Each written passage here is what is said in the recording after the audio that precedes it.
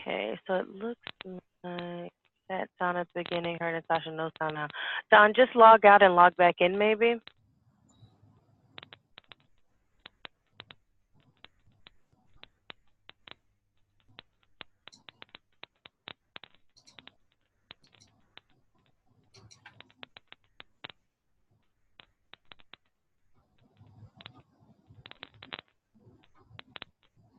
And then Asian Human Services or Metro, have you guys have you guys added anyone in the system? If so, what's the number? This is Lupe from Metropolitan Family Services. No, just recruiting. If anyone wants to share recruiting, okay, we can do it. How's it going so far, and what methods are you guys using? For outreach, we've been going to the local high schools, the local churches, reaching out to community leaders, even local shops in the area, like our gym, daycares.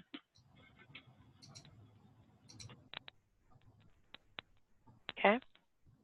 And have you guys had like a good response or so far? Okay. Hi, this is Hiwate from Asian Human Services. We've so far certified and registered 2 clients. Okay, perfect. And what methods are you guys using for recruitment? Primarily, we're using Indeed as our recruitment method. We have pre-screening questionnaires on the Indeed ad.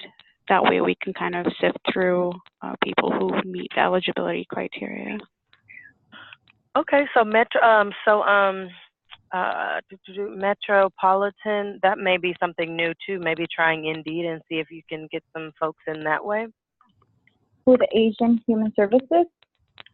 No, with your own. I'm just saying they use Indeed as a recruitment tool. So I'm just giving you another one, Yeah, no, I might reach out to them so they can kind of guide me or show me what they do. Oh, yeah, for sure. And then OAI, were you able to get back in? And did anybody from Peoria Public Schools, Skills, or BCS join the call? Tara, it's Amanda from BCS. Awesome. Amanda, how's your recruitment going? How many clients do you have, and what recruitment measures are you guys using? We have not started yet. We are working on getting all the partners organized so that we can start recruiting in January. Okay, perfect. So we got BCS on the call. Peoria Public Schools or Skills?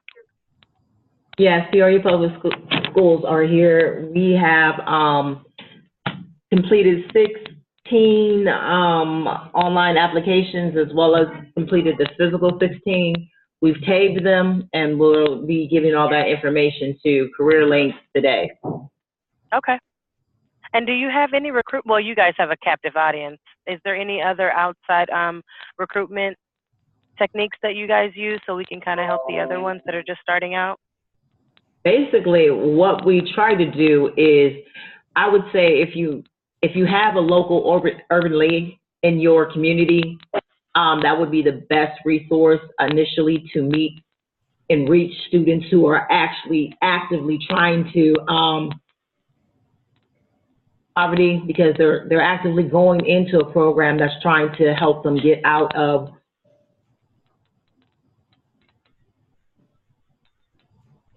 that area, or as the other individual said, churches and things of that nature, or as another person said, going to schools, making sure you go during lunchtime, bring a couple of snacks, little fruit and candy things, and just have them fill out a little pre-made like questionnaire with name and a mode of contact, and maybe what their personal interests are. That's what I initially did when I started out. Even though we do have a captive audience, that does not always mean that they are too inclined to want to do it.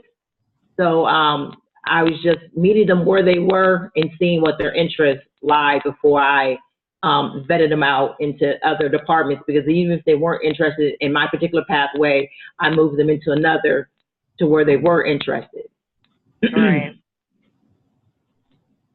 Okay, perfect. Did anybody from Skills join us? Yes, Awesome. this is Josh here from Skills. We recently just had our interviews where our program selected our candidates that we've recruited for the program. We'll interview with McDonald's, the store owner. So we're just waiting feedback on higher ratio. So probably next call we'll be able to have some more data on how our numbers turned out. Okay, so you did that. So you guys, is it my understanding that you do the interview process first, and then you guys are going to do the application online? Is that how you are you going to sign? Yep. Okay. Once they're selected, then we'll start that process. That'll be kind of their part of their initiation with everything with the program. We'll factor that in. Awesome. And then OAI, were you able to get back on, John? Hi, this is John from OAI. Yeah, I was able at one of the other numbers. We also have a captive audience and at the high school and did some recruiting with meetings with parents early in the year and with the students. And we have 18 candidates that we're in the process of certifying. Nearly done. I hope to have that done with BCS next week. The hang-up, as usual, is getting parent signatures once the process starts, but we believe we'll have those next week.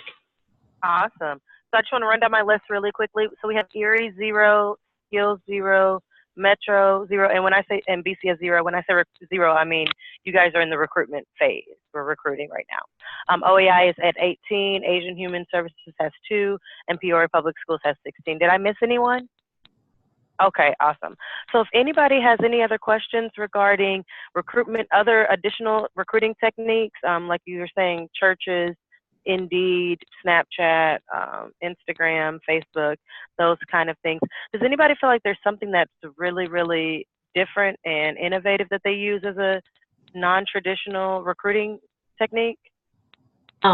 Yesterday this is Peoria Public Schools. Yesterday I stayed out to 10:30 and I got parent signatures, IDs, and socials. Wow.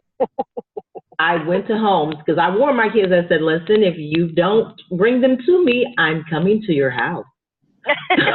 So, you're getting the information you need, hey, by any means. For everyone that doesn't know, Tanisha is a current grantee, and she will literally go to her student's house to get paperwork, report cards, anything. And for those that deal with in-school youth, you know that getting the information and just signed documents back from them is a chore by itself. And so her recruitment or her technique has been fruitful, I would say in the first grade especially, getting the paperwork and documentation that she needed for eligibility requirements. So that is definitely her style. What happened, it was like a domino effect. Like they started texting each other saying, if you don't want to come to your house, text us the information right now. And I was like, I don't care how you do it, as long as you get it to me. Right. So that was easier that way. So I guess if you just say, you know, I'm coming there, especially when they want to participate. As far as family members, I think that if you make them more knowledgeable about what the benefit is to their child, that it's not just at the high school level or, you know, even the ones that are now have phased out of school, just the benefit that the government is realizing that it hadn't taken into consideration initially. Because a lot of the parents I know that are living check by check, and for them to know that their child will be ultimately making more money than them, you know, it's a prideful thing for them, and they seem to just jump right on board right after that, because the kids don't come home and tell their parents anything. Right. They just say they're in this, and that's it. So they don't elaborate at all. Anybody else?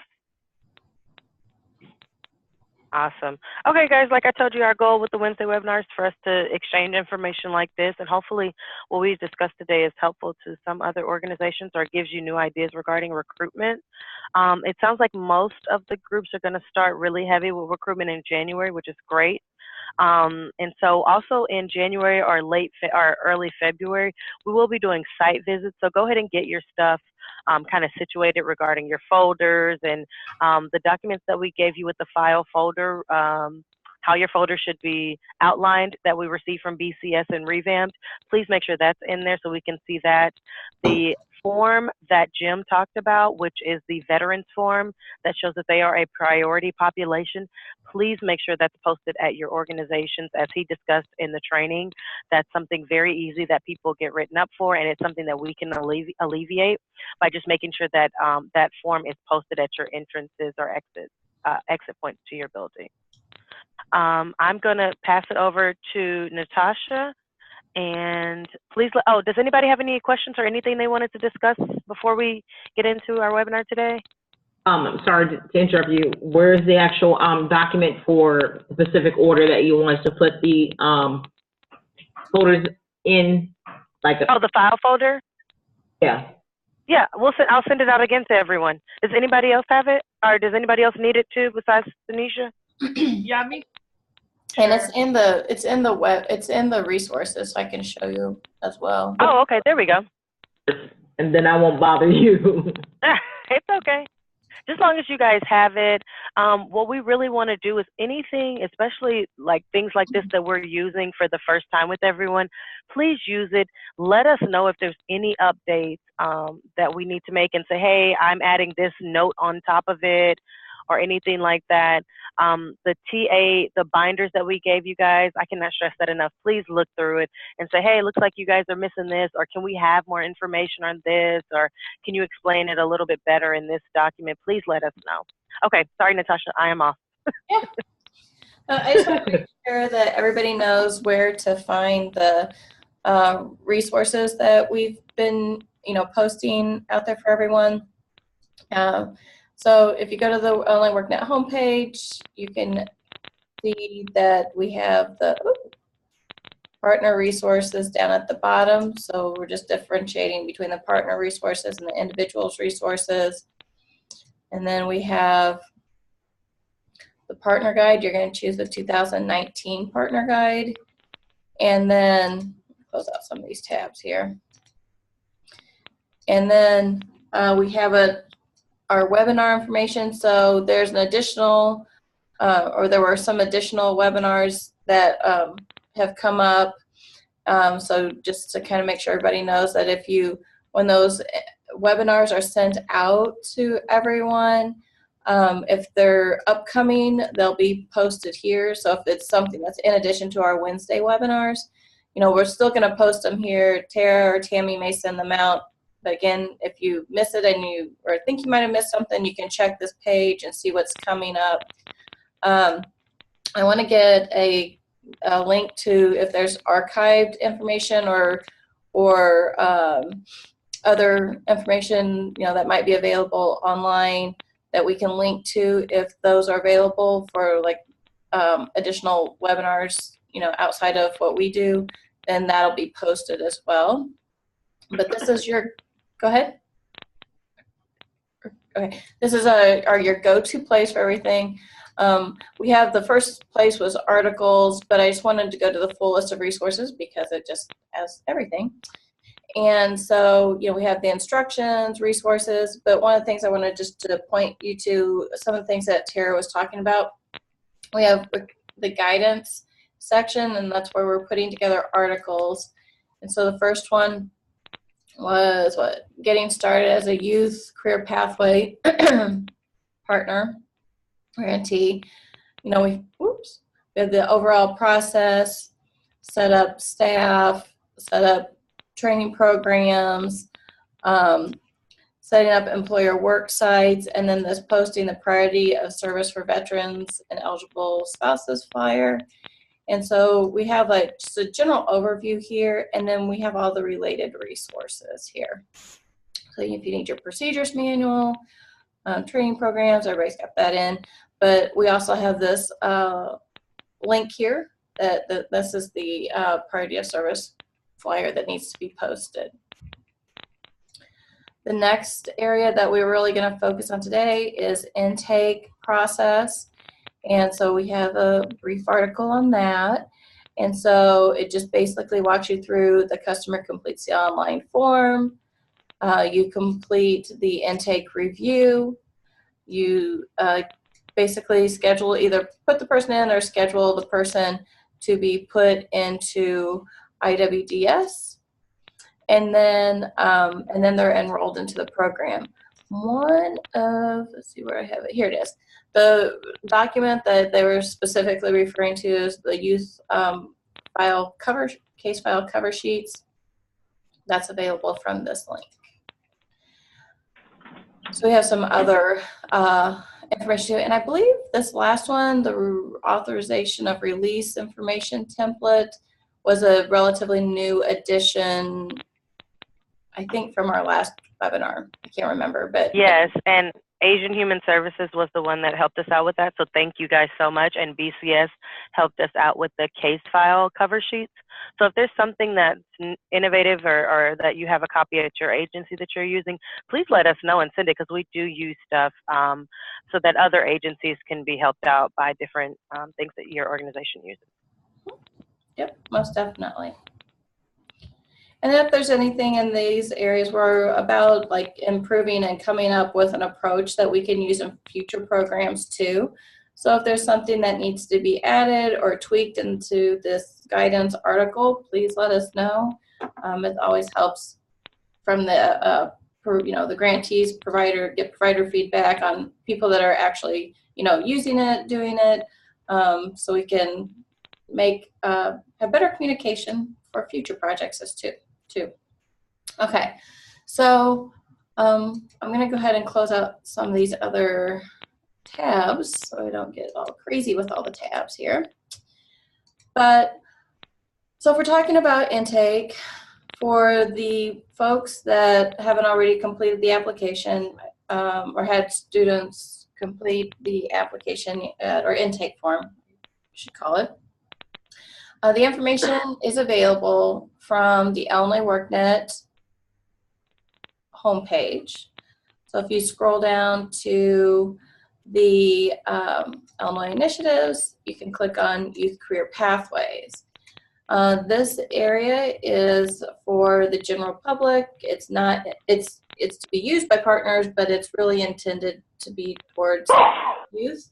And as we build it out, we can direct, employers and so forth here who might want to offer the place to be a partner, or we can recruit employers to be partners. Okay, so the first page just tells a little bit about the program. Again, a little bit about what is a pre-apprenticeship, youth apprenticeship. So when they go to the next steps, this is the area where you have entered in your training programs. And so you can see what is visible to the general public. So you can look at that information. And again, this is an area where we can let people know about what types of training programs are out there, use it as a outreach tool. If they decide that the program sounds good, the training program is something that they may be interested in, then they can apply. So we have the link to apply now, and we would recommend that if they don't have an Illinois workNet account, that you just direct them straight to apply now. Whether they have an Illinois workNet account or they don't, just go to apply now, because they'll be prompted to either set up their Illinois workNet account or to log into their Illinois workNet account. If they have an Illinois workNet account, fabulous. They just log in and they just continue on, and everything stays within the account that they currently have. If they don't have an Illinois workNet account, they're prompted to set one up. And we still recommend this approach for having them set up the account and continuing on with the intake form. Because they don't have to go through the process of verifying that their account through an email. It'll just let them pass through and continue on with the intake form. So that's the recommended approach.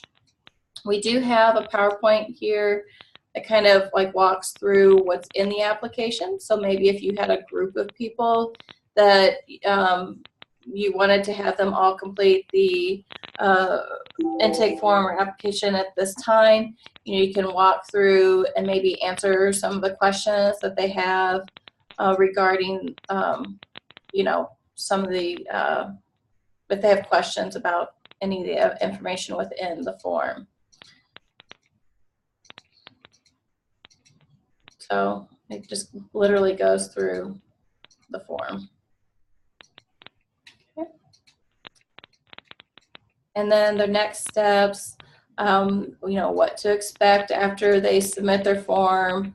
And then we have just our overall guide, to Illinois workNet resources if they don't want to be part of the program, or if they just want to learn more about the resources that are in Illinois workNet.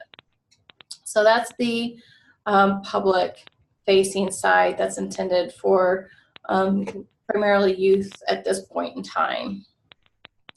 So if I go to the onlyworknet.com/YCP partners, then I'm back to the partner guide. So this is another way you can get to it from the short URL.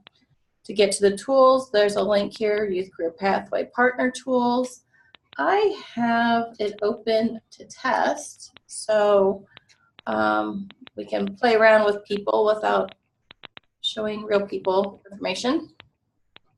And so I'm in test, and when you click on that link, you're going to get to your list of customers, and you'll be able to see the date that they submitted their intake form. And so let's go ahead, and I'm just going to click on a person. Should have double checked here. That's an applicant. See if I have anybody that's, I should probably look at this person. Okay.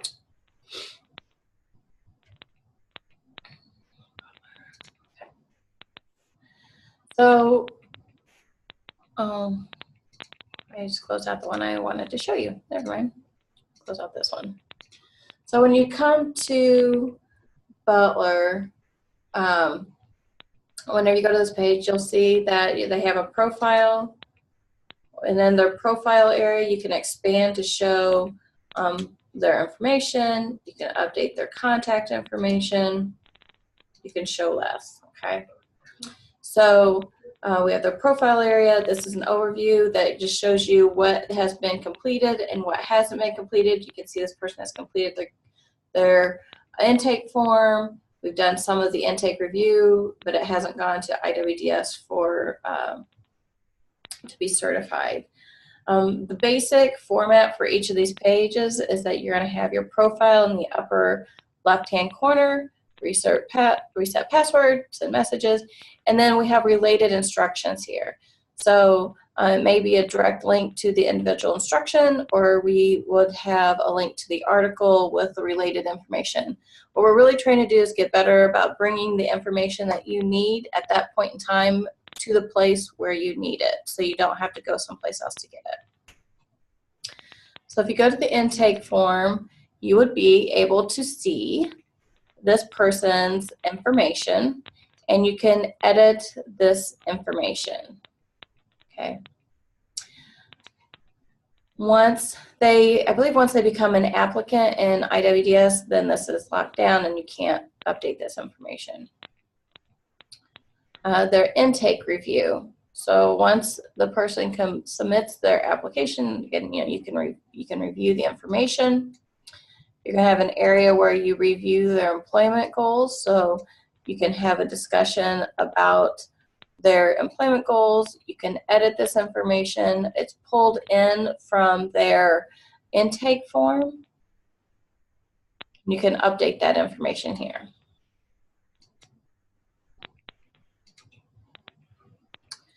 You can talk to them about selecting a training program. If you hit edit, again, it's the same questions that are in the intake form, and you can update that information. And it'll tell you if the program, it'll give you, if you had multiple programs at your location, then it'll show you which ones are recommended or which ones are non-recommended. If you only have one program, you're going to either see it in recommended or non-recommended. Whenever you go through this information for non-recommended, it's going to tell you why it wasn't recommended. So is it because they just didn't pick the industry and the intake form that matches up with the program? Or is it, because of their medical test, maybe they can't pass a TB test, hepatitis screening test. They're not willing to, or they don't, if there's a drug test requirement, then they prefer occupations that don't require drug tests. Vision, appearance, taste, smell, 3 or more tickets, valid license, and then the background check. Anytime you see these little information bubbles, it gives you more information about that particular item. Okay. And in this case, you can see who recommended this. So whenever you're recommending, whenever they pick a program, you're going to check one or more of the boxes. And once you do that, then your username will be posted here, as well as the date that it was recommended. And then you're going to choose that they selected a program, they declined to participate, or they don't meet the program requirements. And then you submit that information. That one has been completed for our test person. And then we have the WIOA eligibility. So the idea is that whenever you are going through this information, you're going to collect all the information that's needed. If you're not the person that's actually putting them and certifying them in IWDS, well, even if you are, but you still need to collect all the documentation to say that this person is eligible for this program. So you can see the birth date, you see if they're out of school, in school. If they are not registered with Selective Service, then they need to do that. So you can click this link to register with Selective Service. It'll open up into a new window. You go through this process, and then you can say yes. And then you can enter their Selective Service number right here and save the information. And then this will populate IWDS once you submit that information to IWDS. They'll need an initial assessment, and then you can identify the different eligibility details or eligibility areas, with, like their situation that may make them eligible for a program. And then if you choose show, it gives you kind of the cheat sheet as to, what are some of the things to think about, eligibility quick reference, and then the full list of acceptable documentation and related policy information, as well as glossary.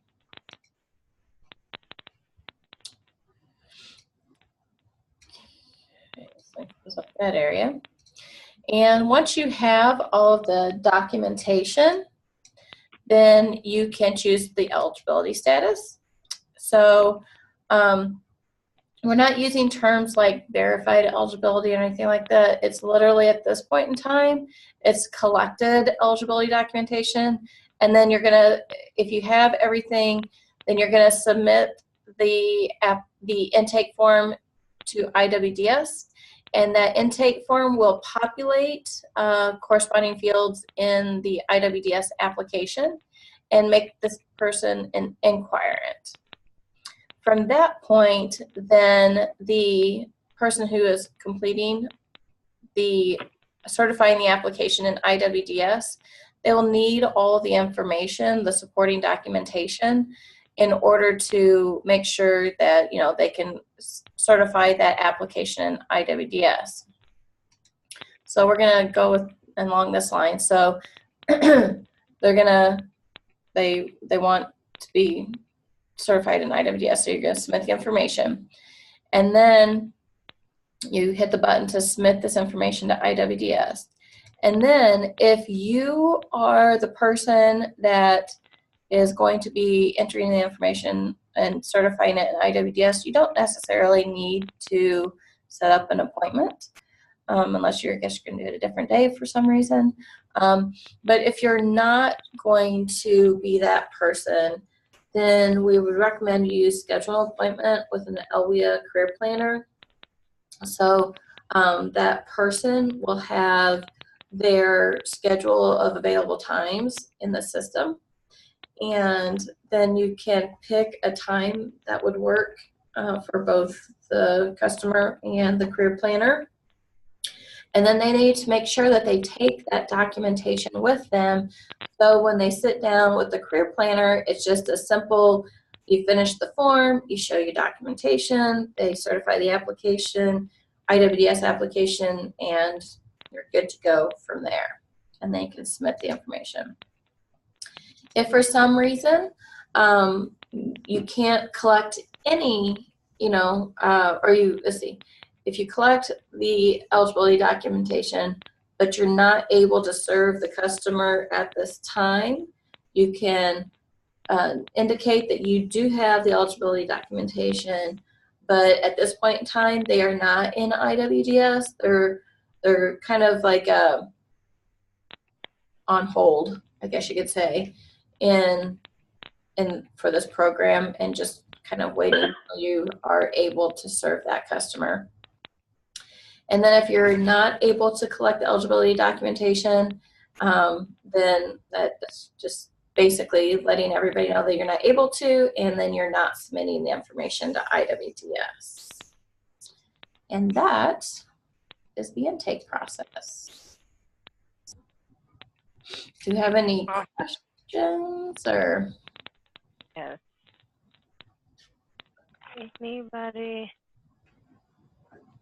Intake review, that tab you're on. Can you scroll up? One more time, Patricia? The tab you're on, intake review, if you scroll up to the top. No, all the way up. Uh-huh. Oh, Yes, intake intake review, review. okay. Uh-huh. Okay, I got it.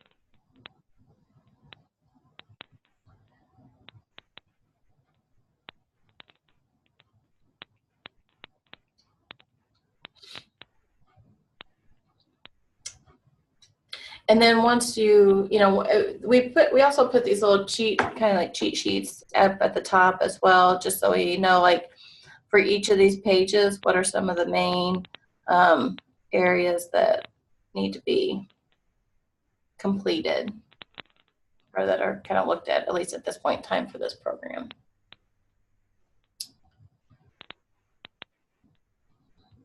All right, well, that's all I have for today. If you have any questions, please let me know. Anybody have any questions about the intake process? No. Okay, and then you guys are, for those of you that are not completing the IWDS certification in-house, everybody has a designated group or outside agency that they're working with, that they have contact with. If you do not, please let us know immediately, but I think everybody's pretty much either doing it in-house or paired up with an agency already. So just make sure the thing that I know makes the process easier is that if you have a steady line of communication with the individuals that are completing your eligibility, and also if you work out a plan that works for your organization, so whether they're coming in-house to your agency or if you're going out, but make sure you have those conversations prior to collecting a whole bunch of information and then just giving or having the clients give them the documentation. Make sure you guys work out, like I said, if they're coming in-house, what days, what times, so that it stays really organized. We did find if the eligibility process was done, like we were saying, with an outline, it made it a lot easier because we know it's a lot of paperwork and just kind of back and forth. So having those steps and those checklists will really help out. And then don't forget the eligibility forms that we've provided you for in-school and out-of-school use. I would use those as well to make sure you have all the documentation that's needed, and that is on the resource page as well. Yeah, and if you missed that webinar for whatever reason on the eligibility, or maybe we don't have the it's eligibility. Yeah, setting up the files right here from November 28th. Then the archived webinar is here as well. So if you want some of those extra detailed conversation things that occurred, that's available on this page. Okay. Does everybody feel comfortable at least knowing where to get the information that they don't know? If you don't know something, like we were saying, the resource page is really the first place you should look for it because most likely it's there. If there's something that you find that's not there and we should add it, please let us know so we can get that information over there and add it to the resource page or our website as well. All right, everybody, it looks like if no one has any other questions, I'm going to give everybody a quick second. Anybody about anything? Thank you. No problem. Awesome. We get 20 minutes today, which is amazing. So let us know if you have any other questions. Email us, give us a call. Have a great one, everyone. Thank you for your time. Okay, you Thanks. You too. Bye, guys. Bye-bye.